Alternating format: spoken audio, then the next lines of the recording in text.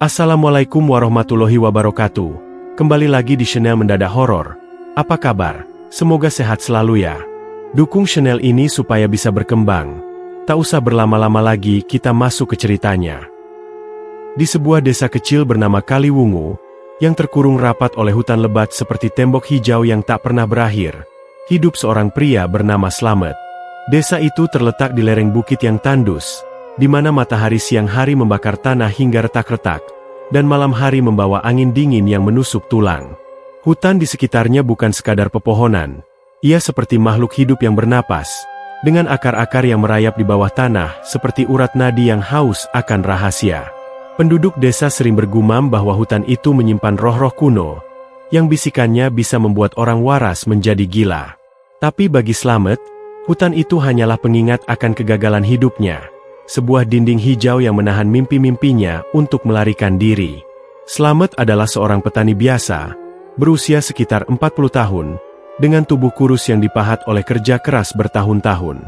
Kulitnya gelap terbakar matahari, tangannya kasar penuh kapalan dari memegang cangkul yang sudah usang. Setiap pagi, ia bangun sebelum fajar, saat kabut masih menyelimuti desa seperti selubung mayat. Ia berjalan ke sawahnya yang terletak di pinggir hutan, membawa harapan tipis bahwa hari itu akan berbeda. Tapi musim kemarau tahun ini lebih kejam dari sebelumnya. Air sungai yang biasanya mengalir deras kini hanya tetesan lemah, meninggalkan sawahnya kering kerontang seperti kulit ular yang berganti. Padi-padi yang ia tanam layu sebelum bertunas, daun-daunnya menguning dan rapuh, mudah hancur di antara jari-jarinya. Slamet sering berdiri di tengah sawah itu, memandang horizon yang kabur, merasakan panas tanah merayap naik ke kakinya, seolah bumi sendiri menolak memberinya rezeki. Utangnya menumpuk seperti tumpukan batu yang semakin tinggi, mengancam untuk runtuh dan menghancurkan segalanya. Rentenir desa, seorang pria tua bernama Pak Haji yang wajahnya selalu tersenyum tapi matanya dingin seperti pisau, datang setiap minggu untuk menagih. Slamet, waktu hampir habis, katanya dengan suara pelan yang terdengar seperti desis ular. Slamet sudah meminjam uang untuk bibit, pupuk, dan obat untuk anaknya. Tapi semuanya sia-sia. Ia ingat hari ketika ia menandatangani surat utang itu, di bawah cahaya lilin yang berkedip-kedip di rumah Pak Haji. Udara malam saat itu terasa berat, dan Slamet merasa ada sesuatu yang mengawasi dari kegelapan luar jendela. Mungkin hanya angin, atau mungkin sesuatu yang lebih gelap. Di rumah sederhana mereka, yang terbuat dari bambu dan atap daun nipah yang bocor saat hujan, istrinya Siti menunggu dengan wajah yang semakin muram. Siti adalah wanita tangguh, berusia 35 tahun, dengan rambut hitam yang selalu diikat rapi meski hidup mereka berantakan. Ia dulu cantik, dengan senyum yang bisa menerangi ruangan, tapi kemelaratan telah mencuri kilau itu. Matanya kini sering merah karena menangis diam-diam, dan tangannya yang halus kini kasar dari mencuci dan memasak dengan bahan seadanya. Setiap malam, ia memasak nasi dengan sedikit lauk, kadang hanya sayur liar dari hutan atau ikan kecil yang ditangkap di sungai yang hampir kering. "Kita harus sabar, Mas," katanya pada Slamet. Suaranya lembut tapi rapuh seperti daun kering.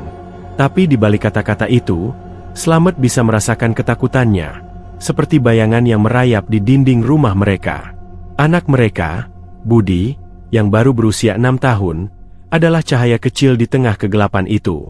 Budi kecil dan kurus, dengan mata besar yang penuh rasa ingin tahu, tapi tubuhnya sering lemah karena kurang makan.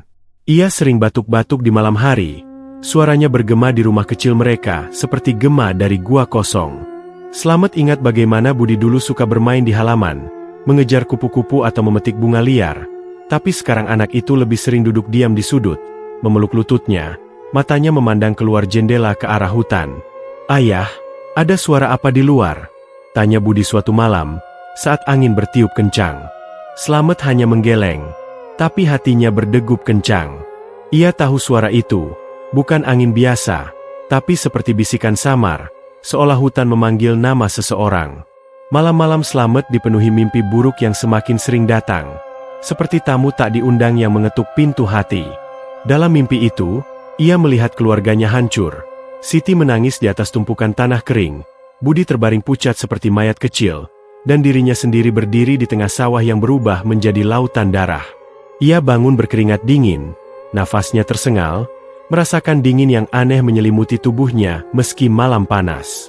Angin malam sering membawa bisikan samar dari hutan, suara yang terdengar seperti nama, "Slamet, Slamet." Diulang-ulang dengan nada yang haus. Awalnya, ia pikir itu hanya hayalan dari kelelahan, tapi semakin sering, bisikan itu terasa nyata, seperti hembusan napas dingin di telinganya saat ia berbaring di tikar usang. Rasa putus asa itu mulai merayap seperti racun, membuat Slamet mendengar cerita-cerita desa yang dulu ia abaikan. Di warung kopi kecil di pinggir jalan desa, di mana para pria berkumpul di bawah cahaya lampu minyak yang redup, mereka berbisik tentang makam tua di tengah hutan. Makam itu konon milik seorang wanita dari masa lalu, yang bisa mengabulkan kekayaan melalui ritual pesugihan. Tapi harganya mahal, kata seorang tetangga tua, matanya berbinar aneh di kegelapan. Roh di sana haus akan sesuatu yang lebih dari darah. Slamet mendengarkan dengan hati berdegup, merasakan getaran dingin di punggungnya. Ia masih ragu, takut akan kegelapan yang mengintai di balik janji itu, bayangan yang bisa menelan jiwa, suara tangisan yang tak pernah berhenti, dan mimpi yang berubah menjadi kenyataan mengerikan. Hari demi hari, kemelaratan semakin menekan seperti tangan tak terlihat yang mencekik lehernya. Slamet melihat Siti menjual perhiasan terakhirnya, sebuah kalung emas tipis yang dulu hadiah pernikahan, hanya untuk membeli obat batuk budi. Anak itu semakin lemah. Batuknya seperti gema kematian di rumah kecil mereka. Di malam yang sunyi, saat bulan sabit mengintip dari balik pohon-pohon hutan, Slamet duduk di teras, memandang kegelapan. Bisikan kembali datang, lebih jelas kali ini, "Slamet, datanglah, kekayaan menunggu." Ia menggigil, merasakan dingin merayap ke tulang-tulangnya, seolah hutan telah membuka mulutnya yang gelap, siap menelan siapa saja yang berani mendekat. Desa Kaliwungu seolah terperangkap dalam kutukan tak kasat mata. Rumah-rumah lain juga menderita, tapi tak ada yang seburuk Slamet. Tetangga-tetangga mulai menjauh, takut tertular kemalangan itu. Suatu sore, saat matahari terbenam dalam warna merah darah, Slamet berjalan sendirian di pinggir hutan, mencari kayu bakar. Daun-daun bergoyang tanpa angin, dan ia merasa ada mata yang mengawasi dari balik pepohonan. Sebuah bayangan samar melintas di sudut matanya, tapi saat ia menoleh, tak ada apa-apa selain kegelapan yang semakin pekat. Hatinya berdebar, tapi pikirannya kembali ke cerita makam itu. Mungkin hanya sekali, gumamnya pada diri sendiri, suaranya hilang ditelan angin. Tapi dalam hati, ia tahu bahwa kegelapan itu tak pernah puas dengan sekali saja. Malam itu, saat keluarga tertidur, Slamet terjaga lagi oleh mimpi buruk. Kali ini, ia melihat dirinya berjalan ke hutan, diikuti oleh sosok putih yang melayang seperti hantu. Sosok itu memanggil namanya dengan suara manis tapi dingin, menjanjikan emas dan makanan berlimpah. Ia bangun dengan jantung berdegup kencang, merasakan hembusan angin dingin melalui celah dinding bambu.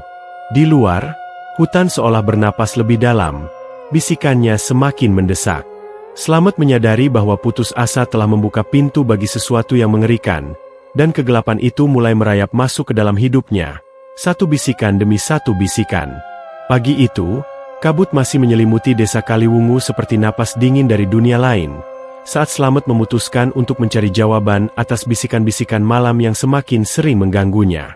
Ia berjalan menyusuri jalan tanah yang berlumpur, melewati rumah-rumah bambu yang diam seperti makam-makam kecil, menuju pinggir desa di mana dukun tua itu tinggal. Dukun itu bernama Mbah Surip, seorang lelaki renta yang hidup sendirian di gubuk reot di tepi sungai yang hampir kering. Penduduk desa menghindarinya, menyebutnya sebagai penghubung antara dunia nyata dan alam gaib, tapi Slamet tak punya pilihan lain. Bisikan dari hutan malam tadi terlalu nyata, seperti jari-jari dingin yang menyentuh lehernya saat ia berusaha tidur. Gubuk Mbah Surip berdiri miring di bawah pohon waru tua. Cabang-cabangnya seperti lengan-lengan yang memeluk kegelapan. Udara di sekitar sana terasa lebih berat, bercampur bau kemenyan yang menyengat dan sesuatu yang amis, seperti darah yang sudah mengering. Slamet mengetuk pintu kayu yang retak. Suaranya bergema aneh di keheningan pagi. "Mbah, saya Slamet. Saya butuh bicara," katanya dengan suara pelan, tapi hatinya berdegup kencang seolah ada yang mengawasi dari balik pepohonan di belakang gubuk.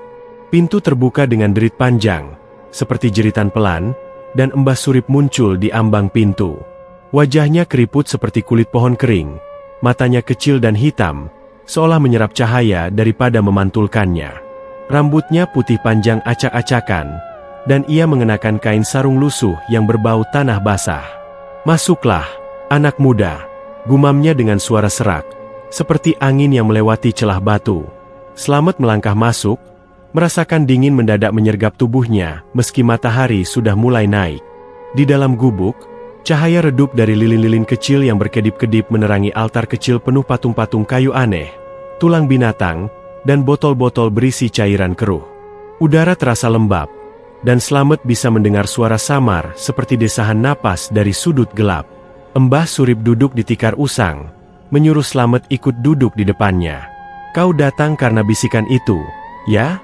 tanyanya langsung, matanya menatap tajam ke mata Slamet. Slamet terkejut, tapi ia mengangguk pelan. "Bagaimana Mbah tahu?" Mbah Surip tersenyum tipis, giginya kuning dan tajam. "Hutan berbicara padaku juga. Ia haus akan yang putus asa seperti kau. Ceritakan saja, apa yang kau inginkan?" Slamet menceritakan kemelaratan yang semakin parah, tanpa menyebut detail mimpi buruk atau bisikan nama, tapi Mbah Surip seolah sudah tahu semuanya. Ia mengangguk pelan, tangannya yang keriput mengusap sebuah batu hitam di altar. "Lihatlah, Slamet," kata Mbah Surip sambil mengeluarkan sebuah gulungan kain kuning dari bawah tikar. Ia membukanya perlahan, memperlihatkan gambar-gambar tinta pudar, makam tua di tengah hutan, dikelilingi kabut dan sosok-sosok samar. Makam itu ada sejak zaman kuno, tempat roh wanita yang dikorbankan untuk pesugihan.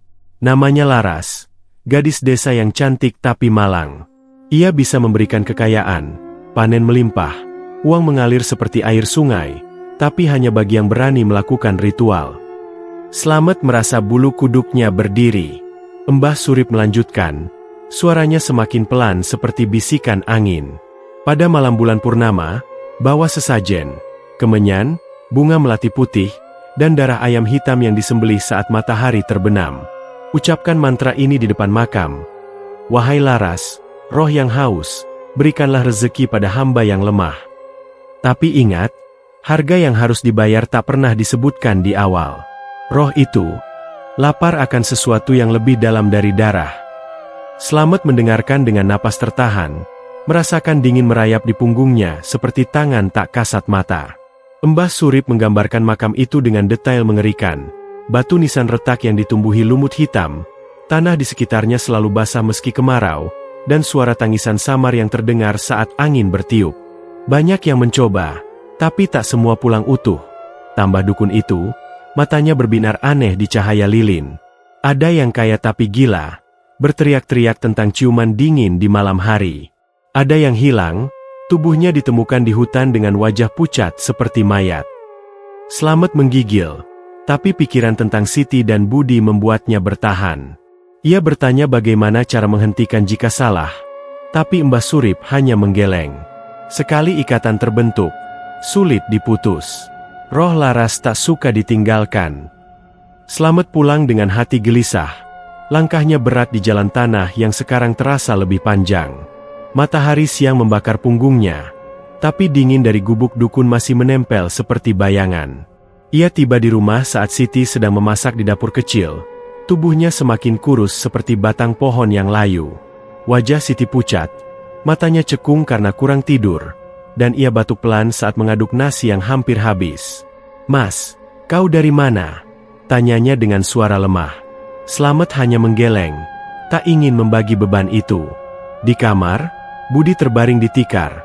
Batuknya semakin parah, seperti gema dari dada kecil yang rapuh. Anak itu memandang ayahnya dengan mata besar. "Ayah, aku haus," gumamnya. Slamet memberikan air dari kendi, tapi hatinya hancur melihat tubuh Budi yang panas dan lemah. Sepanjang siang, Slamet tak bisa bekerja di sawah. Ia duduk di teras, memandang hutan yang sekarang terlihat lebih gelap. Cabang-cabangnya seperti jari-jari yang memanggil. Bisikan Mbah Surip bergema di kepalanya, bercampur dengan bayangan makam tua dan roh Laras. Ia membayangkan kekayaan, rumah kokoh, makanan berlimpah, Budi sehat dan tertawa. Tapi juga kegelapan, ciuman dingin, tangisan malam, dan harga yang tak disebutkan. Sore menjelang, awan hitam mengumpul di langit, dan hujan mulai turun deras, seperti air mata langit yang tak berhenti. Malam itu, hujan mengguyur desa tanpa ampun. Suaranya seperti ribuan tangan yang mengetuk atap nipah. Slamet terjaga di tikar, mendengar angin yang bertiup kencang melalui celah dinding, membawa suara seperti tawa jauh dari hutan, tawa yang haus dan mengejek. Siti tidur gelisah di sampingnya. Tangannya memeluk Budi yang batuk-batuk dalam tidurnya. Slamet bangun pelan. Hatinya akhirnya memutuskan, ia harus mencoba. Diam-diam, ia keluar ke halaman belakang. Hujan membasahi tubuhnya seperti pelukan dingin. Di gudang kecil, ia mengumpulkan sesajen, kemenyan dari pasar desa yang ia simpan, bunga melati yang dipetik dari semak liar, dan ayam hitam yang ia tangkap di kandang tetangga saat gelap. Saat menyembelih ayam itu di bawah hujan, darahnya mengalir hitam ke tanah basah. Slamet merasakan dingin aneh merayap di tulang punggungnya, seperti napas seseorang di belakang leher. Ia melihat bayangan samar di pinggir hutan, tapi saat menoleh, hanya kegelapan. Hujan semakin deras, suara petir menggelegar seperti peringatan, tapi Slamet tak mundur. Ia membungkus sesajen dalam kain, menyembunyikannya di bawah tikar, dan kembali ke rumah dengan tubuh menggigil. Di dalam, angin menerpa jendela, dan Slamet mendengar bisikan lagi. "Datanglah, Laras menunggu." Kali ini, suara itu terasa lebih dekat, seperti dari dalam rumah sendiri. Ia berbaring, tapi tidur tak datang, hanya kegelapan yang semakin pekat, menjanjikan kekayaan tapi juga kengerian yang tak terbayangkan. Pagi berikutnya, hujan reda, tapi udara masih lembab dan dingin. Slamet bangun dengan mata merah. Keputusannya sudah bulat. Bulan purnama sebentar lagi, dan hutan menunggu. Tapi di hatinya, ada rasa takut yang merayap seperti ular, memperingatkan bahwa sekali langkah diambil, tak ada jalan kembali.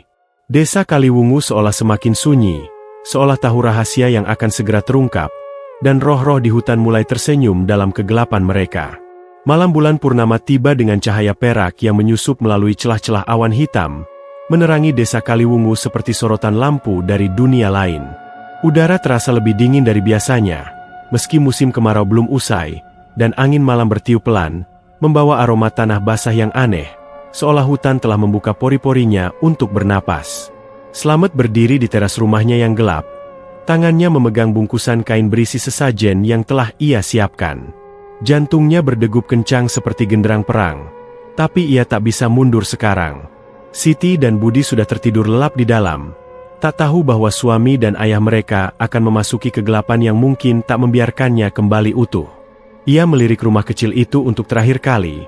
Bayangannya memanjang di tanah seperti tangan yang meraih, lalu menyelinap ke kegelapan menuju hutan. Perjalanan ke hutan terasa seperti mimpi buruk yang bergerak lambat. Jalan setapak yang biasanya ia lalui untuk mencari kayu bakar kini berubah menjadi lorong sempit yang dikelilingi pepohonan tinggi. Batangnya hitam pekat seperti pilar-pilar makam raksasa. Daun-daun bergoyang tanpa angin. Suaranya seperti bisikan ribuan suara samar yang mengulang nama, Laras, Laras. Seolah memanggil roh yang telah lama tertidur. Slamet merasakan bulu kuduknya berdiri, tangannya menggigil memegang bungkusan, tapi ia terus melangkah. Cahaya bulan purnama menyusup melalui kanopi pohon seperti jari-jari pucat yang menunjuk jalan. Semakin dalam ia masuk, udara semakin berat, seperti bernapas di dalam air keruh, dan bau amis darah ayam yang ia sembelih tadi malam bercampur dengan aroma lumut busuk yang menyengat hidungnya. Cabang-cabang pohon seperti tangan kurus yang meraih pakaiannya, menariknya lebih dalam ke perut hutan. Slamet mendengar suara-suara aneh, derit kayu yang seperti erangan sakit, hembusan angin yang terdengar seperti napas berat di belakang lehernya, dan sesekali, suara tangisan jauh yang samar, seperti bayi yang ditinggalkan di kegelapan. Ia berhenti sejenak, hatinya berdegup kencang, dan menoleh ke belakang, hanya kegelapan pekat. Tapi ia yakin ada sesuatu yang mengikuti, langkah-langkah pelan yang menyamai miliknya. Ini cuma hayalan, gumamnya pada diri sendiri, suaranya hilang ditelan angin. Tapi dingin yang merayap di kulitnya terasa nyata, seperti hembusan dari kubur yang baru dibuka. Bulan purnama di atas semakin bulat, Cahayanya menerangi akar-akar pohon yang merayap di tanah, seperti ular-ular hitam yang siap melilit kakinya. Akhirnya, setelah apa yang terasa seperti berjam-jam, Slamet tiba di sebuah tanah lapang kecil di tengah hutan, di mana makam tua itu berdiri sendirian seperti penjaga kesunyian. Batu nisan retak ditumbuhi lumut hitam yang lembab, huruf-huruf pudar yang masih samar membentuk nama, Laras.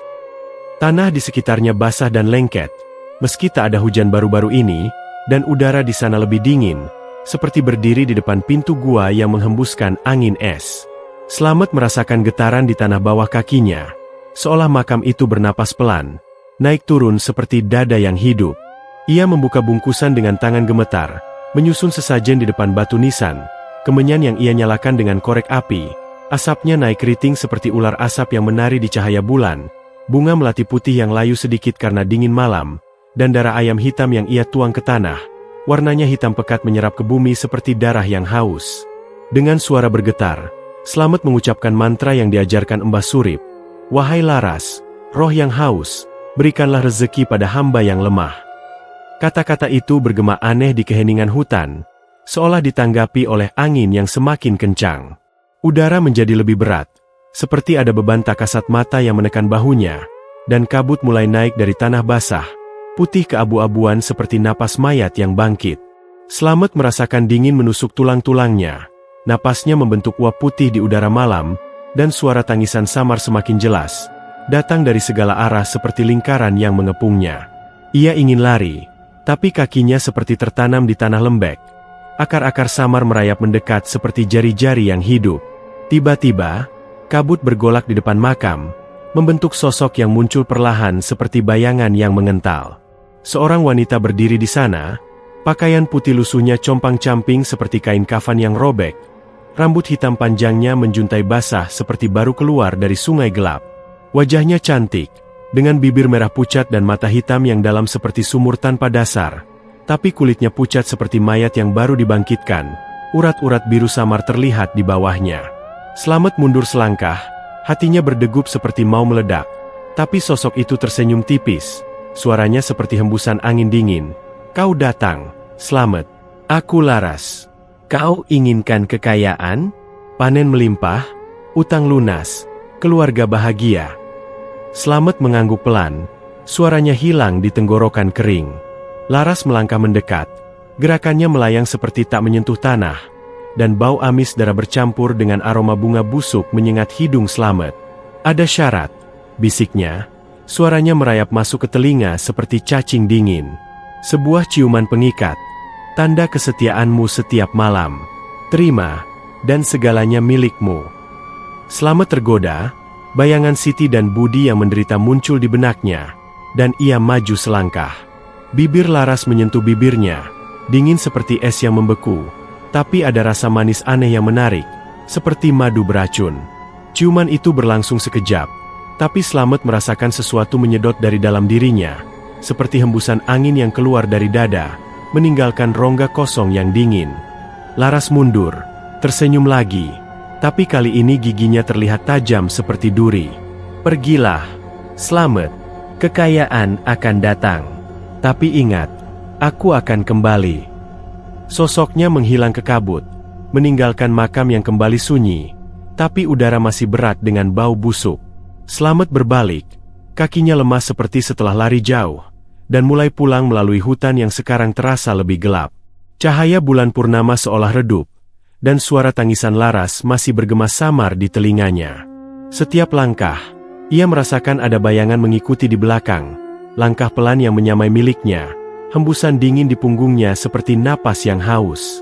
Ia menoleh berkali-kali, tapi hanya kegelapan, meski matanya menangkap kilatan putih samar di antara pohon. Saat tiba di pinggir hutan, jantung Slamet berdegup kencang, keringat dingin membasahi tubuhnya. Ia menyelinap kembali ke rumah, melihat Siti dan Budi masih tertidur, tak tahu apa yang baru saja terjadi. Tapi saat ia berbaring di tikar, dingin dari ciuman itu masih menempel di bibirnya, dan di kegelapan kamar, ia mendengar bisikan samar, "Kesetiaanmu, setiap malam." Hutan di luar seolah tersenyum, rahasianya sekarang menjadi milik Slamet, dan kegelapan itu mulai merayap masuk ke mimpi-mimpinya, menjanjikan kekayaan tapi juga kengerian yang tak terelakkan. Pagi menyingsing di desa Kaliwungu dengan suara gemuruh yang tak biasa, seolah langit sendiri telah membuka keran airnya setelah berbulan-bulan kemarau yang menyiksa. Slamet terbangun di tikar usangnya dengan tubuh pegal, seperti setelah malam panjang yang penuh mimpi buruk yang samar-samar ia ingat. Cahaya matahari pagi menyusup melalui celah dinding bambu, tapi udara di kamar terasa lebih lembab dari biasanya. Ia mengusap mata, merasakan sisa dingin aneh di bibirnya, tapi ia menggelengkan kepala, mengusir pikiran itu sebagai sisa kelelahan dari malam sebelumnya. Saat ia melangkah keluar rumah, matanya melebar kaget. Hujan deras telah mengguyur semalaman, meninggalkan genangan air di halaman dan aroma tanah basah yang segar bercampur dengan sesuatu yang samar, seperti bau lumut tua dari hutan. Sawahnya, yang kemarin masih kering kerontang seperti gurun kecil, kini basah kuyup, air mengalir pelan di parit-parit yang selama ini kosong. Daun padi yang layu mulai tegak kembali, hijau muda yang cerah seolah hidup lagi setelah kematian panjang. Slamet berlari ke sana, kakinya mencipratkan air genangan, hatinya berdegup antara tak percaya dan gembira. Ini benar-benar terjadi, gumamnya. Tangannya menyentuh tanah lembek yang sekarang penuh harapan. Tetangga-tetangga mulai keluar rumah, mata mereka melebar melihat perubahan mendadak itu. Hujan cuma di sawahmu, Slamet? Aneh sekali, kata seorang di antaranya, suaranya campur iri dan curiga. Desa lain masih kering, tapi di lahan Slamet, air seolah ditarik oleh kekuatan tak terlihat, mengalir deras dari langit yang tiba-tiba mendung hanya di atas propertinya. Sepanjang pagi, keajaiban terus berlanjut. Saat Slamet sedang memeriksa bibit padi yang mulai bertunas cepat seperti dipercepat waktu, seorang pria mendekat dari jalan desa. Pak Haji, rentenir yang selama ini seperti hantu penagih utang. Wajahnya yang biasanya dingin kini tampak bingung. Tangannya memegang buku catatan lusuh. Slamet, ada kesalahan hitung di utangmu, katanya dengan suara pelan, mata menghindari tatapan. Semua lunas, tak perlu bayar lagi. Slamet terpaku, tak percaya telinganya. Pak Haji biasanya tak pernah salah, apalagi memaafkan. Tapi pria tua itu buru-buru pergi. Langkahnya cepat seperti menghindari sesuatu yang tak kasat mata. Slamet merasakan getaran dingin di punggungnya saat itu, tapi ia mengabaikannya. Pikirannya dipenuhi euforia. Ini pasti berkah, bisiknya pada diri sendiri, meski suara angin samar dari hutan terdengar seperti tawa pelan yang mengejek. Kembali ke rumah, Slamet menceritakan semuanya pada Siti, yang matanya berbinar untuk pertama kali setelah berbulan-bulan. Benarkah, Mas? Utang lunas? Sawah basah? Tanyanya, tangannya memeluk Slamet dengan erat. Mereka berdua tertawa, suara yang jarang terdengar di rumah kecil itu. Budi, yang selama ini lemah dan batuk-batuk, tiba-tiba bangun dengan energi baru. Batuknya hilang seolah tak pernah ada. Pipinya yang pucat kini merona, dan ia berlari ke halaman, mengejar kupu-kupu yang tiba-tiba banyak berterbangan di sekitar rumah. Ayah, lihat, aku kuat lagi, serunya. Suaranya cerah seperti anak kecil biasa. Siti memasak makanan enak untuk pertama kali, nasi hangat dengan ikan segar yang entah dari mana datang. Nelayan desa tiba-tiba memberi mereka secara cuma-cuma, mengatakan, ikan melimpah di sungai hari ini. Meja kecil mereka penuh lauk. Aroma masakan mengisi rumah yang dulu hanya berbau kemiskinan. Siang hari berlalu dengan kebahagiaan yang tak terduga. Tetangga mulai datang, membawa hadiah kecil atau sekadar mengobrol. Mata mereka penuh iri tapi juga kagum. Kau beruntung sekali, Slamet. Apa rahasiamu? Tanya seorang wanita tua, suaranya pelan tapi mata tajam. Slamet hanya tersenyum, tak mau cerita tentang malam di hutan, tapi dalam hati, ia merasakan ketidaknyamanan yang merayap. Tubuhnya terasa lebih ringan, tapi ada dingin samar yang menjalar di dada, seperti sisa hembusan angin dingin dari makam. Saat ia berjalan ke sawah lagi, ia melihat bayangan samar di sudut mata, sebuah siluet putih yang melintas di antara pohon pinggir hutan, tapi saat menoleh, tak ada apa-apa. Angin bertiup pelan, membawa bau amis yang samar, seperti darah ayam yang ia tuang malam itu. Sore menjelang, kekayaan kecil mulai mengalir lebih nyata. Pedagang desa datang menawarkan bibit baru dengan harga murah, dan burung-burung aneh berkumpul di atap rumah mereka. bernyanyi lagu yang indah tapi entah kenapa membuat bulu kuduk berdiri. Siti menyanyi kecil saat membersihkan rumah. Budi bermain dengan mainan kayu yang tiba-tiba ia temukan di halaman, seolah jatuh dari langit. Slamet duduk di teras, memandang sawah yang sekarang hijau subur, tapi pikirannya tak tenang. Setiap hembusan angin terasa seperti sentuhan jari dingin di kulitnya, dan suara desa seolah lebih sunyi, seperti semua orang menahan napas menunggu sesuatu yang buruk. Malam tiba dengan kegelapan yang lebih pekat. Bulan purnama kemarin masih bulat tapi cahayanya redup, seperti tertutup kabut tipis. Keluarga makan malam bersama, meja penuh makanan yang lezat, tapi Slamet makan sedikit. Nafsunya hilang oleh dingin yang semakin kuat di dadanya. Saat mereka tidur, mimpi datang seperti tamu tak diundang. Slamet melihat dirinya kembali ke makam tua, kabut naik dari tanah, dan laras muncul lagi. Pakaian putihnya lebih lusuh, wajahnya cantik tapi mata hitamnya lapar. "Kesetiaanmu, Slamet," bisiknya. Suaranya seperti hembusan angin melalui celah kubur. Ia mendekat, bibirnya menyentuh lagi.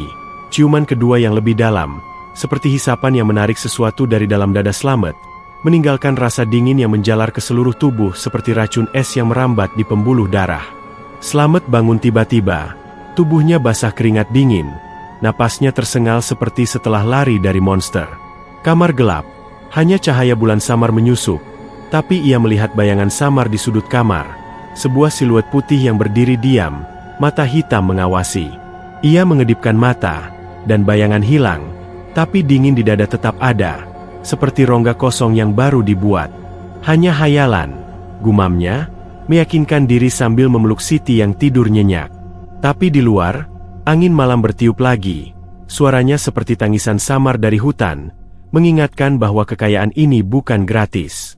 Desa Kaliwungu tidur dalam keheningan, tapi bagi Slamet, malam baru saja menjadi lebih panjang, kegelapan merayap lebih dekat, dan rahasia makam mulai menampakkan cakarnya yang dingin. Hari-hari berikutnya di Desa Kaliwungu berlalu seperti mimpi yang terlalu indah untuk menjadi kenyataan.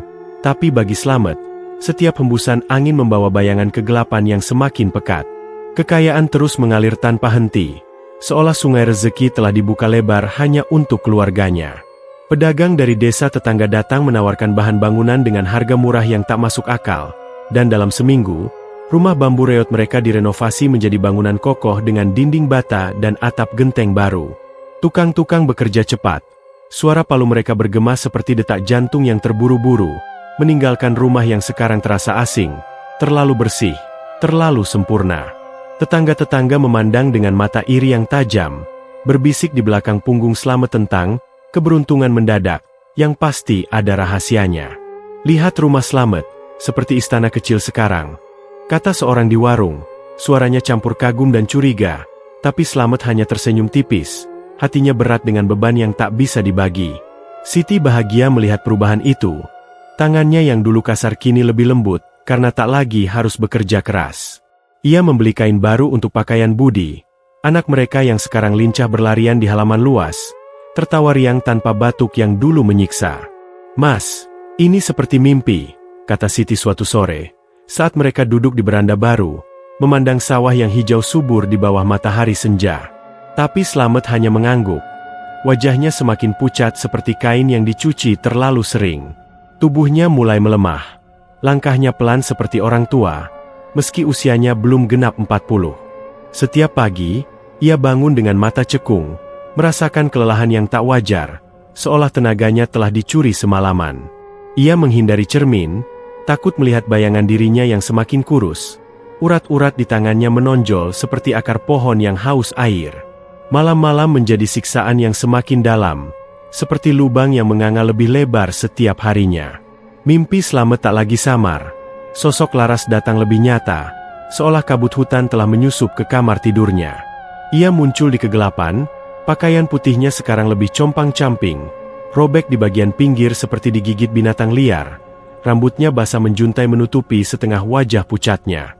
Mata hitamnya lapar, berkilat seperti mata binatang malam yang mengintai mangsa.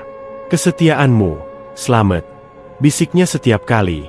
Suaranya seperti desis angin melalui celah kubur, dingin dan haus. Ciumannya tak lagi sekadar sentuhan, seperti hisapan yang kuat, bibirnya menempel lama di bibir Slamet, menyedot sesuatu yang vital dari dalam dada, mungkin napas, mungkin jiwa. Setiap kali, Slamet merasakan tarikan itu, seperti air yang dihisap dari sumur kering, meninggalkan rongga kosong yang berdenyut sakit. Pagi harinya, ia menemukan luka kecil di lehernya, seperti bekas gigitan serangga tapi lebih dalam, merah dan berdenyut pelan. Luka itu menghilang sebelum siang, tapi sisa dinginnya tetap menjalar ke seluruh tubuh seperti racun yang merambat lambat.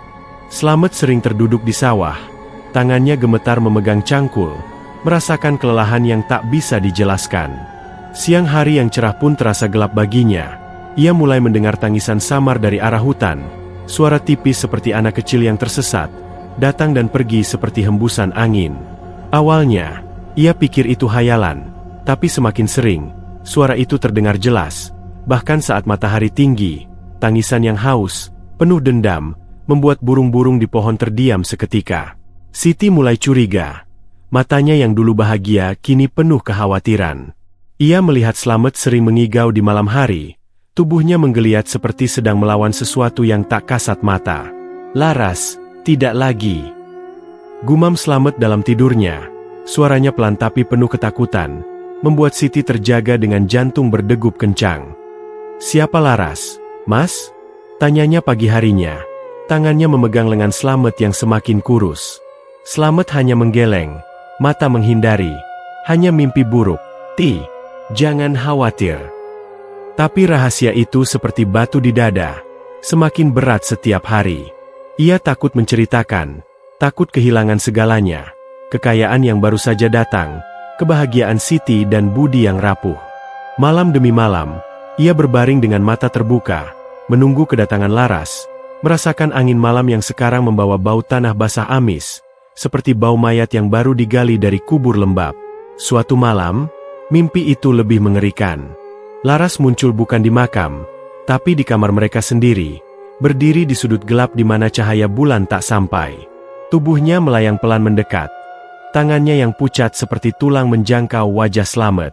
Ciumannya kali ini lebih ganas, seperti mulut yang haus darah, menyedot lebih dalam hingga Slamet merasakan napasnya tersengal. Dada berdenyut sakit seperti akan pecah. Ia bangun dengan jeritan tertahan, tubuhnya basah keringat dingin, dan untuk pertama kali, ia melihat bayangan nyata di kamar, siluet putih yang samar di depan jendela, menghilang saat ia mengedipkan mata. Siti terbangun, tangannya memegang bahu Slamet. Apa yang terjadi, Mas? Kau pucat sekali. Slamet memeluknya erat, tapi hatinya tahu, ini bukan mimpi lagi. Kegelapan telah menyusup ke rumah, merayap seperti kabut yang tak bisa diusir. Hari berikutnya, tangisan dari hutan terdengar lebih sering, bahkan Budi mendengarnya saat bermain di halaman. Ayah, ada bayi nangis di pohon, katanya polos. Jarinya menunjuk ke arah hutan yang sekarang terlihat lebih gelap meski siang bolong. Slamet memeluk anaknya, tapi dingin di dadanya semakin kuat, seperti tangan Laras yang masih menempel. Tetangga mulai berbisik lebih lantang tentang kutukan yang menyertai kekayaan mendadak, dan Slamet merasakan mata-mata mengawasi dari balik pagar. Angin malam semakin amis, bau tanah basah yang membusuk menyusup melalui celah jendela, membuat lilin-lilin di rumah berkedip-kedip seperti akan padam. Slamet tahu, rahasia tak bisa disembunyikan selamanya. Laras semakin dekat, hausnya semakin besar, dan kegelapan itu mulai menelan cahaya kebahagiaan mereka, satu hembusan dingin demi satu hembusan. Di malam yang semakin gelap, Slamet berbaring dengan mata terbuka lebar, mendengar suara langkah pelan di luar rumah, langkah basah seperti kaki yang baru keluar dari kubur lembab. Ia tak berani bergerak, takut Laras akan datang lebih awal, tapi dalam hati, ia tahu, ciuman berikutnya akan lebih mencekam, menyedot lebih banyak, meninggalkan dirinya semakin kosong. Desa Kaliwungu tidur dalam keheningan palsu, tapi bagi Slamet, malam telah menjadi neraka pribadi, di mana roh haus itu menari di kegelapan, menunggu pembayaran berikutnya. Rumah baru keluarga Slamet di desa Kaliwungu kini berdiri megah di antara rumah-rumah bambu tetangga. Dinding batanya kokoh dan atap gentengnya mengkilap di bawah sinar matahari siang. Tapi bagi Siti, kemewahan itu mulai terasa seperti selubung tipis yang menyembunyikan sesuatu yang busuk di dalamnya. Ia melihat perubahan pada suaminya semakin mencolok, seperti pohon yang layu dari dalam meski daunnya masih hijau. Slamet kini sering menghindari cermin di kamar mandi baru mereka, berpaling cepat saat melintas di depannya, seolah takut melihat pantulan wajahnya sendiri. Matanya yang dulu cerah kini cekung dan gelap, seperti sumur yang menyimpan rahasia hitam. Ia makan sedikit, hanya menyendok nasi seadanya, meninggalkan piring hampir utuh meski makanan berlimpah di meja. "Aku kenyang," katanya selalu. Suaranya pelan seperti hembusan angin, tapi Siti tahu itu bohong. Tubuh Slamet semakin kurus, tulang pipinya menonjol seperti batu karang yang terkikis air. Seringkali, Slamet duduk sendirian di beranda, mata kosong menatap ke arah hutan yang hijau lebat di kejauhan. Tatapannya bukan sekadar melamun, seperti terpaku pada sesuatu yang tak kasat mata, sesuatu yang memanggil dari balik pepohonan gelap. Siti pernah mendekatinya pelan, tangannya menyentuh bahu Slamet yang dingin seperti batu sungai. "Mas, apa yang kau lihat di sana?" Slamet tersentak, mata melebar sekejap seperti melihat hantu, lalu tersenyum paksa. "Tak ada apa-apa, Ti. Hanya angin." Tapi Siti merasakan getaran di tangannya, seperti denyut nadi yang tak wajar, dan angin saat itu diam tak berhembus. Malam-malamnya, ia terjaga oleh suara Slamet yang bergumam dalam tidur. Kata-kata samar yang terdengar seperti doa atau kutukan, membuat bulu kuduk Siti berdiri. Suatu pagi cerah, saat Budi bermain di halaman dengan bola kain baru, Siti membersihkan rumah dengan hati gelisah. Ia menyapu lantai kamar tidur, debu halus menari di cahaya matahari yang menyusup melalui jendela. Saat menggeser tempat tidur, tangannya menyentuh sesuatu yang tersembunyi di bawah tikar, sebuah bungkusan kecil kain kuning, berbau samar kemenyan yang sudah gosong. Siti membukanya pelan, jarinya gemetar melihat sisa abu hitam dan potongan bunga melati kering yang sudah menghitam. Bau itu menyengat, campuran manis dan busuk, seperti aroma kuburan yang baru dibuka. Ini dari mana?" gumamnya sendirian, hatinya berdegup kencang. Ia ingat cerita desa tentang ritual pesugihan, di mana orang miskin memanggil roh dengan sesajen seperti ini, tapi harga yang dibayar selalu mengerikan, jiwa, keluarga, atau kegilaan. Kecurigaan itu seperti benih yang tumbuh cepat di hati Siti. Ia mulai mendengar desas-desus desa saat pergi ke pasar kecil di pinggir jalan. Wanita-wanita tetangga berbisik di balik ranjang sayur. Suara mereka pelan tapi tajam seperti pisau. "Lihat keluarga Slamet, kaya mendadak. Pasti ada apa-apa," kata seorang ibu tua, matanya menyipit curiga. "Aku dengar suaminya sering ke hutan malam-malam. Ritual pesugihan," katanya. "Roh di makam tua itu tak pernah puas." Siti pura-pura tak mendengar, tapi kata-kata itu menancap seperti duri. Ia ingat perubahan Slamet setelah malam bulan purnama itu, kekayaan yang datang tiba-tiba, dan dingin aneh yang sering menyusup ke rumah meski pintu tertutup rapat. Angin siang hari pun terasa berbeda sekarang, membawa suara samar seperti desahan napas dari hutan, membuat daun-daun bergoyang tanpa sebab. Didorong oleh ketakutan yang semakin membesar, Siti memutuskan untuk mencari jawaban. Diam-diam, saat Slamet pergi ke sawah dan Budi tidur siang, ia menyelinap ke pinggir desa menuju gubuk Mbah Surip.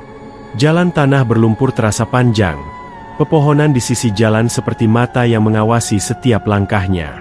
Gubuk dukun itu masih sama, reot di bawah pohon waru tua, cabang-cabangnya seperti lengan yang siap meraih. Udara di sekitar sana lebih dingin, bau kemenyan menyengat seperti asap yang tak pernah padam. Siti mengetuk pintu dengan tangan gemetar. Suaranya bergema aneh di keheningan. "Mbah, saya Siti, istri Slamet. Saya butuh bicara." Pintu terbuka dengan derit panjang. Mbah Surip muncul dengan wajah keriput yang tak berubah. Matanya hitam pekat seperti menyerap cahaya. "Masuklah, Nak. Aku sudah tahu kau akan datang," gumamnya. Suaranya serak seperti daun kering yang bergesek. Di dalam gubuk, cahaya lilin berkedip-kedip menerangi altar penuh patung aneh dan botol keruh. Udara lembab seperti napas makhluk tak terlihat. Siti duduk di tikar, menceritakan perubahan Slamet, sesajen yang ditemukan, dan desas-desus desa. Mbah Surip mendengarkan diam, tangannya mengusap batu hitam di altar. "Suamimu telah melakukan ritual di makam tua Laras," katanya pelan, suaranya seperti bisikan angin. "Wanita itu dikorbankan ratusan tahun lalu untuk pesugihan desa lama. Rohnya haus akan nyawa, Nak. Ia memberikan kekayaan, tapi menuntut pembayaran, ciuman pengikat yang menyedot jiwa sedikit demi sedikit. Siti menggigil mendengarnya, merasakan dingin merayap di punggung seperti tangan tak kasat mata. Mbah Surip melanjutkan, menggambarkan Laras dengan detail mengerikan.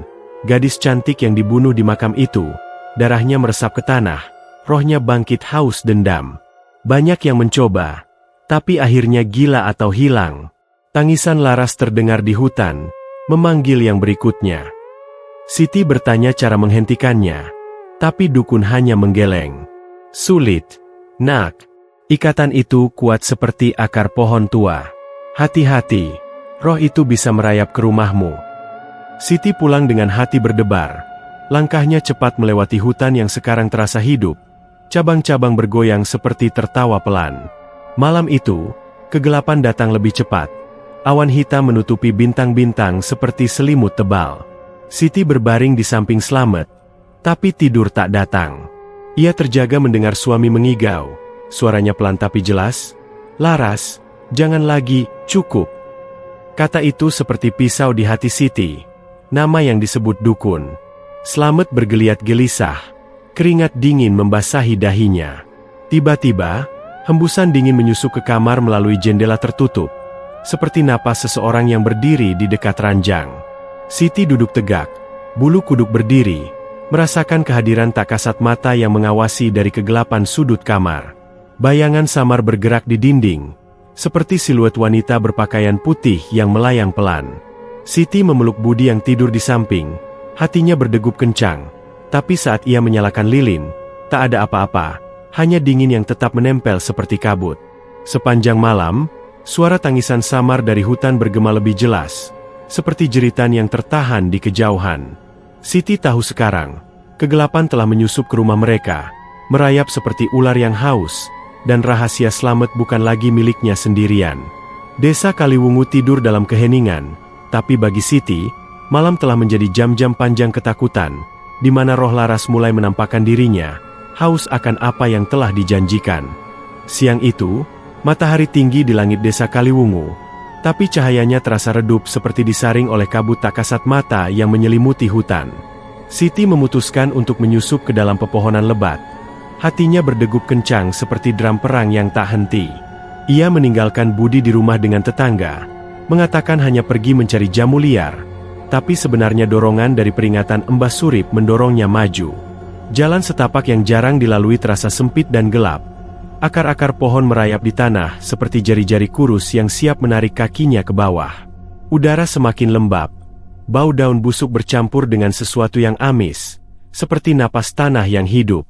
Setiap langkah, Siti merasakan mata tak terlihat mengawasi dari balik semak belukar. Suara daun bergesek seperti bisikan samar yang mengulang nama, "Laras, Laras." Seolah hutan sendiri memanggil roh itu. Semakin dalam ia masuk, cahaya matahari semakin jarang menyusup, digantikan oleh bayangan panjang pohon-pohon tinggi yang seperti raksasa diam. Burung-burung terdiam, tak ada suara kicauan yang biasa, hanya keheningan yang berat seperti selimut tebal. Siti menggigil meski siang panas, merasakan dingin merayap di kulitnya seperti hembusan dari gua bawah tanah. Akhirnya, ia tiba di tanah lapang kecil yang dikelilingi pepohonan rapat, di mana makam tua itu berdiri sendirian seperti penanda akhir hidup. Batu nisan retak-retak seperti kulit yang mengelupas, ditumbuhi lumut hitam yang lembek dan berlendir. Huruf-huruf pudar di permukaannya masih bisa dibaca dengan susah payah. Laras, 1789. Tanah di sekitarnya basah dan lengket, seperti darah yang belum kering sepenuhnya, meski tak ada air di sekitar. Siti mendekat pelan, tangannya menyentuh batu dingin itu, dan seketika getaran naik ke lengan seperti denyut nadi yang lemah tapi haus. Ia mundur cepat, hatinya berdegup lebih kencang, saat suara langkah pelan terdengar dari balik pohon. Seorang penduduk tua muncul, tubuhnya bungkuk seperti pohon yang ditumbangkan angin, wajahnya keriput dalam seperti peta tanah kering. Ia adalah Mbok Serintil, wanita tertua di desa yang jarang keluar rumah. Mata butanya tertutup kelopak tipis tapi seolah bisa melihat segalanya. "Kau mencari Laras, ya?" Gumamnya dengan suara serak seperti daun kering yang hancur. Siti terkejut, tapi Mbok Serintil melanjutkan tanpa menunggu jawaban. duduk di akar pohon seperti sedang menceritakan dongeng malam.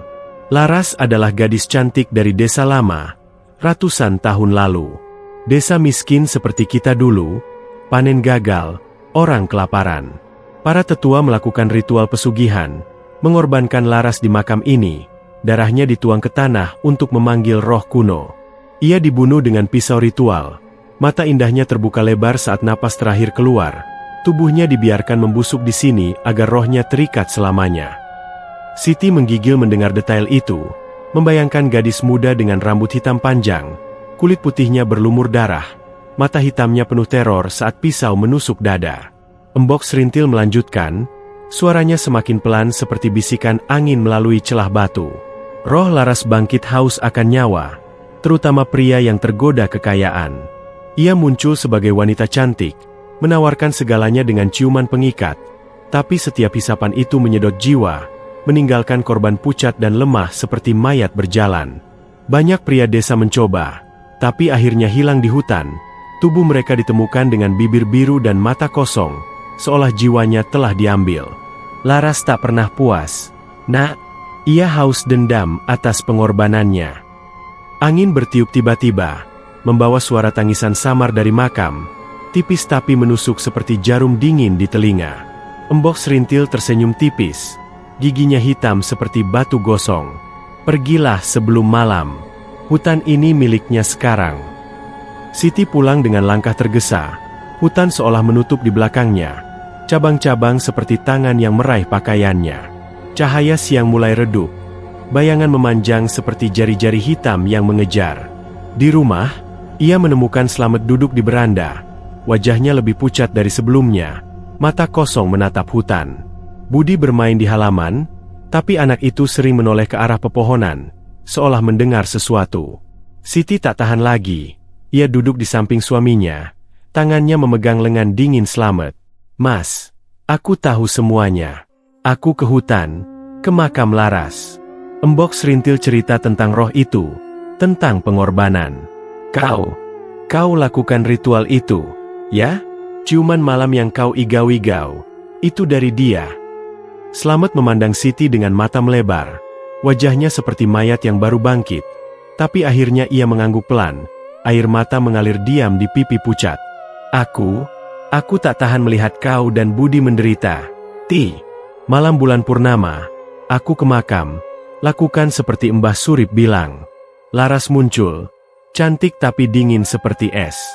Ia janji kekayaan dengan syarat ciuman pengikat. Awalnya seperti mimpi, tapi sekarang, setiap malam ia datang, hisap nyawaku sedikit demi sedikit. Aku lemah. Aku takut. Suaranya pecah, tangannya gemetar memegang tangan Siti, dingin seperti batu kubur. Siti memeluknya, tapi hatinya hancur, merasakan dingin itu menjalar ke tubuhnya sendiri. Tiba-tiba, angin kencang menerpa rumah, suaranya seperti raungan binatang liar dari hutan. Pintu dan jendela bergetar hebat, seperti ada tangan tak kasat mata yang mengetuk-ngetuk.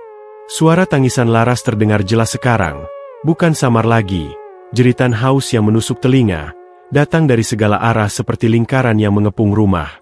Budi berlari masuk, wajah kecilnya pucat ketakutan, menangis sambil memeluk kaki Siti. "Bu, ada perempuan nangis di luar. Dingin sekali." Anak itu menggigil, tubuhnya seperti es. Slamet bangkit berdiri, tapi tubuhnya goyah. Mata melebar melihat bayangan putih samar di jendela. Siluet wanita berpakaian lusuh yang melayang pelan, mata hitamnya mengawasi dari kegelapan. Angin semakin kencang, membawa bau tanah basah amis seperti mayat yang baru digali, dan suara tangisan berubah menjadi tawa pelan yang mengerikan, seperti janji kematian yang mendekat. Siti menarik Budi ke pelukannya, hatinya berdegup seperti mau meledak, sementara Slamet berlutut di lantai, tangannya menutup telinga. "Ia tahu kita tahu." Laras marah. Rumah bergetar lagi, lilin di meja padam seketika, meninggalkan kegelapan pekat yang hanya diterangi cahaya redup dari luar. Bayangan di jendela menghilang, tapi suara tangisan tetap bergema, semakin dekat seperti napas di belakang leher. Malam itu, keluarga mereka tidur dalam ketakutan, angin tak henti menerpa, dan Siti tahu, rahasia makam telah terungkap, Tapi kegelapan laras baru saja mulai menunjukkan wujud aslinya, haus akan pembayaran yang lebih besar. Malam semakin larut di desa Kaliwungu. Angin berhembus pelan tapi membawa dingin yang menusuk seperti jarum es yang tak henti. Slamet dan Siti menyelinap keluar rumah, meninggalkan Budi yang tertidur lelap di bawah selimut tebal. Wajah kecilnya damai tanpa tahu badai yang mengamuk di hati orang tuanya. Mereka berjalan cepat menuju gubuk Mbah Surip di pinggir desa. Langkah mereka pelan tapi tegang, seperti tikus yang melintasi sarang ular. Udara malam terasa lebih berat. Bau tanah basah amis menyusup ke hidung, seolah hutan telah membuka mulutnya yang gelap, siap menelan siapa saja yang berani menantang rahasianya. Slamet memegang tangan Siti erat. Tangannya dingin dan berkeringat, sementara Siti berusaha menahan gemetar di tubuhnya. Pikirannya dipenuhi gambar makam tua dan roh haus yang telah diceritakan Embok Serintil. Gubuk Mbah Surip terlihat lebih suram di bawah cahaya bulan yang samar. Lilin-lilin di dalamnya berkedip-kedip seperti mata yang mengintip dari kegelapan. Mereka mengetuk pintu dengan pelan. Suara itu bergema aneh seperti gema dari gua kosong. Mbah Surip membuka pintu. Wajah keriputnya tampak lebih tua. Matanya hitam pekat seolah telah melihat terlalu banyak kengerian. "Kalian datang lagi, ya? Roh Lara sudah marah. Aku bisa merasakannya di angin malam ini," gumamnya serak, menyuruh mereka masuk ke ruangan lembab yang penuh asap kemenyan. Altar kecil di sudut bergetar pelan. Patung-patung kayu aneh seolah hidup. Mata ukirannya mengikuti gerakan mereka. Slamet menceritakan ancaman Laras. Suara tangisan yang semakin jelas, dan dingin yang merayap ke rumah. Mbah Surip mengangguk lambat. Tangannya yang gemetar mengeluarkan sebuah kantong kecil dari bawah tikar. "Ini satu-satunya cara memutus ikatan," katanya pelan. Suaranya seperti desis angin melalui celah batu. "Sesajen pembalik. Garam suci yang telah didoakan 7 hari di makam leluhur, dicampur dengan air mata perawan dan daun sirih kering. Bawa ke makam Laras malam ini juga, sebelum bulan purnama berikutnya. Susun di depan batu nisan, ucapkan doa pemutus. Wahai Laras, roh yang terikat, lepaskanlah hamba dari cengkeramanmu, kembalilah ke tanah yang dingin.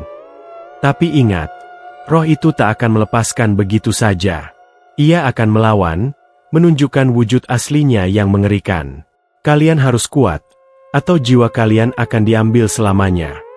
Siti menggigil mendengarnya, merasakan dingin merayap di tulang punggung seperti tangan tak kasat mata yang memegang.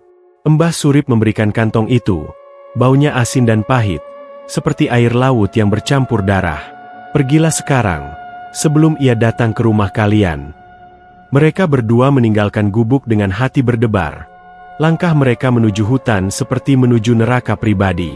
Malam semakin gelap, awan hitam menutupi bulan, meninggalkan cahaya redup yang hanya cukup untuk melihat bayangan pohon seperti monster yang mengintai. Hutan menyambut mereka dengan suara derit cabang yang seperti erangan sakit. Daun-daun bergoyang tanpa angin seperti tertawa pelan yang mengejek. Slamet memimpin jalan, tangannya memegang obor kecil yang apinya berkedip tidak stabil. Sementara Siti mengikuti di belakang, kantong sesajen digenggam erat. Udara semakin dingin, napas mereka membentuk uap putih seperti hembusan roh, dan bau amis semakin kuat, seperti mayat yang membusuk di bawah tanah lembab. Setiap langkah, mereka mendengar suara tangisan Laras yang semakin dekat. Bukan samar lagi tapi seperti jeritan yang tertahan di kejauhan, haus dan penuh dendam. Tiba di tanah lapang makam, batu nisan Laras tampak lebih menyeramkan di kegelapan. Retakannya seperti luka menganga yang masih berdarah. Tanah basah menarik sepatu mereka, seperti tangan dari bawah yang ingin menarik ke dalam. Slamet dan Siti berlutut di depan makam, tangan gemetar menyusun sesajen. Garam suci ditabur membentuk lingkaran, air mata perawan dituang ke tanah yang langsung menyerap seperti haus, dan daun sirih kering dibakar pelan. Asapnya naik keriting seperti ular hitam. Bersama-sama, mereka mengucapkan doa pemutus. Suara mereka bergetar, "Wahai Laras, roh yang terikat, lepaskanlah hamba dari cengkeramanmu, kembalilah ke tanah yang dingin." Kata-kata itu bergema aneh, seolah hutan menjawab dengan angin kencang yang tiba-tiba menerpa, memadamkan obor dan meninggalkan kegelapan pekat. Kabut naik cepat dari tanah, putih keabu-abuan seperti napas mayat yang bangkit, dan dari dalamnya muncul wujud Laras yang mengerikan. Bukan lagi wanita cantik, tapi monster busuk dengan wajah retak seperti porselen pecah. Kulitnya mengelupas memperlihatkan daging merah lembab di bawahnya, mata hitamnya berlubang seperti sumur tanpa dasar yang penuh cacing. Tangannya seperti cakar panjang, kuku hitam tajam seperti duri beracun, dan pakaian putihnya compang-camping berlumur darah kering yang masih basah di bagian dada. "Kalian berani memutus ikatan?" raungnya. Suaranya seperti gemuruh dari dalam bumi, campur tangisan dan tawa gila yang menusuk telinga. Angin berhembus kuat, membawa bau busuk yang menyengat seperti daging membusuk, membuat Siti mual dan Slamet tersedak. Laras melayang mendekat, cakarnya menjangkau ke arah mereka, dan tiba-tiba ia mengancam dengan suara haus. "Anakmu, Budi, ia akan menjadi milikku jika kalian lanjutkan." Bayangan hitam muncul dari kabut, merayap cepat seperti ular gelap menuju arah desa, meninggalkan jejak dingin di tanah yang membeku seperti es. Siti berteriak ketakutan, membayangkan Budi sendirian di rumah, tapi Slamet maju menghalangi, tubuhnya gemetar tapi tegar. Laras tertawa lagi, suaranya bergema seperti ribuan suara tangisan, dan ia menyentuh dada Slamet dengan cakarnya. Hisapan nyawa terkuat datang seperti gelombang, menyedot tenaga Slamet hingga tubuhnya lumpuh, jatuh ke tanah basah seperti boneka rusak. Dada berdenyut sakit, napas tersengal, dan visi muncul di benaknya. Laras sebagai gadis muda, mata indahnya penuh teror saat tetua desa menusuk dadanya dengan pisau ritual. Darah mengalir deras ke tanah seperti sungai merah, tubuhnya bergeliat dalam sakit, mata penuh dendam saat napas terakhir keluar, rohnya bangkit dari kubur dengan jeritan yang tak pernah berhenti. Siti berlutut di samping Slamet, tangannya memegang wajah suaminya yang pucat seperti mayat, air mata mengalir panas di pipi dingin. Laras melayang lebih dekat. Nafas busuknya hembus ke wajah Siti seperti angin dari neraka. Cakarnya siap mencengkeram. Kabut semakin tebal, suara tangisan bergema lebih keras, dan bayangan hitam semakin cepat merayap ke rumah mereka, meninggalkan jejak beku di hutan. Slamet berusaha bangun, tapi tubuhnya lemah. Visi dendam Laras masih berputar di kepala seperti mimpi buruk yang tak berakhir. Hutan seolah hidup. Pohon-pohon bergoyang seperti menyaksikan pertarungan, dan kegelapan malam semakin pekat, menjanjikan akhir yang mengerikan jika ritual gagal. Kegelapan hutan Kaliwungu semakin pekat seperti tinta yang tumpah, menelan segala cahaya bulan yang tersisa. Slamet terbaring lumpuh di tanah basah makam tua, tubuhnya menggigil seperti daun kering yang diterpa angin kencang. Napasnya tersengal pendek, dada berdenyut sakit seperti ada cakar tak kasat mata yang menggali ke dalam jantungnya. Laras melayang di atasnya, wujudnya sekarang sepenuhnya monster. Wajah retak menganga memperlihatkan gigi tajam seperti pecahan kaca berlumur darah. Mata hitamnya berlubang dalam seperti jurang yang haus jiwa. Kabut dingin naik dari tanah seperti napas ribuan mayat yang bangkit, membekukan udara hingga setiap hembusan terasa seperti menghirup es yang menusuk paru-paru. Siti berlutut di samping suaminya, tangannya gemetar memegang pisau garam yang diberikan Mbah Surip. Bilahnya sederhana tapi berat dengan doa pemutus, garam suci yang menempel seperti bubuk putih yang bercahaya samar di kegelapan. "Lepaskan dia," jerit Siti. Suaranya pecah tapi penuh keberanian seorang ibu yang melindungi keluarganya. Laras tertawa. Suaranya bergema seperti ribuan jeritan yang bergaung dari dinding gua tak berujung, campur tangisan bayi dan raungan binatang liar. "Ia milikku sekarang." Kesetiaan yang dijanjikan, nyawa yang dihisap sedikit demi sedikit, kalian tak bisa memutus apa yang telah terikat dengan darah. Cakar Laras menjangkau lagi, menyentuh dada Slamet dengan sentuhan yang seperti hisapan angin topan, menyedot sisa tenaga hidupnya. Slamet berteriak pelan, tubuhnya menggeliat seperti ikan yang kehabisan air. Visi dendam Laras masih berputar di benaknya. Gadis muda yang dikorbankan, pisau menusuk dada, darah mengalir seperti sungai merah yang tak pernah kering. Rohnya bangkit dengan mata penuh api neraka. Kabut semakin tebal, membungkus mereka seperti selimut mayat yang lembab. Bau busuk daging membusuk menyengat hidung hingga Siti merasa mual. Bayangan hitam yang tadi merayap ke desa sekarang kembali, melingkar di sekitar makam seperti ular gelap yang hidup, meninggalkan jejak beku di tanah yang retak seperti kulit kering. Suara Budi terdengar samar dari jauh, seperti mimpi buruk yang menyusup. "Bu, dingin, ada perempuan." Jeritan anak kecil itu menusuk hati Siti seperti pisau, membuatnya bangkit dengan kekuatan yang tak ia tahu dari mana asalnya. Ia melompat ke depan batu nisan, pisau garam di tangan kanan, sementara tangan kiri memegang sisa daun sirih yang masih berasap tipis. "Ini harus berakhir," bisiknya, suaranya tegas meski hati bergetar. Laras berbalik. Wajah retaknya memelototi Siti dengan mata yang sekarang bercahaya merah seperti bara api di kegelapan. Kau berani? Wanita lemah seperti kau? Aku akan ambil anakmu dulu, lalu suamimu, lalu jiwa Emu sendiri. Roh itu meluncur cepat seperti angin ribut. Cakarnya menyabet udara di depan Siti, meninggalkan goresan dingin yang terasa seperti luka bakar di kulitnya. Udara membeku lebih parah. Kabut berubah menjadi es tipis yang menyelimuti pohon-pohon di sekitar, cabang-cabang retak seperti tulang yang patah. Slamet berusaha bangun, tangannya meraih kaki Siti. "Ti, lari, biarkan aku." Tapi suaranya lemah, seperti hembusan terakhir. Siti tak mundur. Ia menusukkan pisau garam ke batu nisan dengan seluruh tenaganya. Bilahnya menembus retakan seperti memecah kulit telur busuk. Jeritan Laras meledak seperti petir yang menyambar dekat. Suaranya menusuk telinga hingga darah terasa mengalir dari gendang telinga mereka. Tidak, ikatan ini abadi. Tubuh monster itu bergeliat. Kulit retaknya mengelupas lebih cepat seperti daging yang terbakar, memperlihatkan tulang hitam di bawahnya yang bercahaya aneh. Kabut berputar liar seperti tornado dingin, menyedot daun dan ranting ke pusatnya, membentuk pusaran yang haus menarik Slamet dan Siti ke dalam. Siti memegang pisau erat, memutarnya lebih dalam ke batu nisan.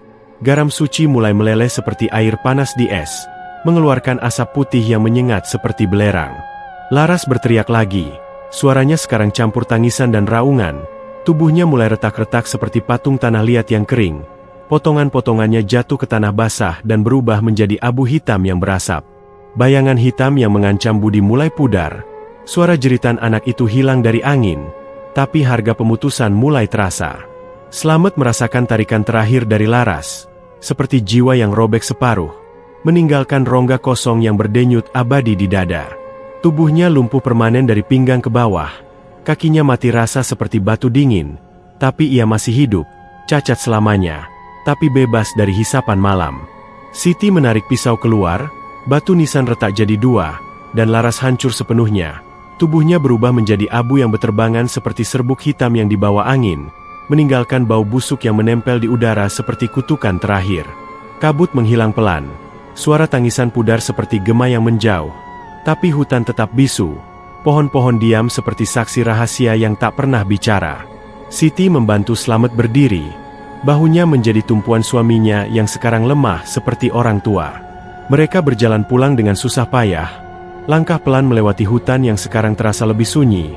Tapi dingin samar masih menempel seperti bayangan yang mengikuti. Di rumah, Budi tertidur aman. Wajahnya damai tanpa mimpi buruk. Tapi Siti tahu harga yang dibayar terlalu mahal. Slamet duduk di beranda malam-malam berikutnya, memandang hutan dengan mata kosong, merasakan rongga di jiwa yang tak pernah penuh lagi. Tubuhnya cacat, tapi pikirannya lebih tajam. Ia tahu, jika kemelaratan datang lagi, bisikan Laras mungkin kembali, samar dari angin malam, menunggu korban baru di makam tua yang retak. Desa Kaliwungu kembali tenang, tapi bagi keluarga mereka, kegelapan tak pernah benar-benar pergi. Ia bersembunyi di bayangan, haus dan sabar, siap bangkit saat putus asa muncul kembali. Malam demi malam, Slamet mendengar hembusan angin yang seperti napas dingin, suara samar yang memanggil nama dari hutan. Ia tak lagi mampu berjalan ke sawah, tapi Siti mengurus semuanya dengan tangan kuat. Meski matanya sering merah karena tangis diam. Budi tumbuh dengan cerita hantu yang tak pernah diceritakan. Tapi ia sering menatap hutan dengan rasa ingin tahu yang aneh. Seperti ada panggilan tak terdengar. Keluarga selamat. Tapi luka jiwa tak pernah sembuh sepenuhnya. Rongga kosong di dada Slamet seperti pengingat abadi. Dingin yang merayap saat malam gelap. Bisikan Laras yang mungkin saja kembali jika angin berubah arah. Hutan tetap diam. Rahasianya terkubur dalam tanah basah. Tapi di malam-malam sunyi, angin membawa aroma amis samar, seperti janji kengerian yang belum usai.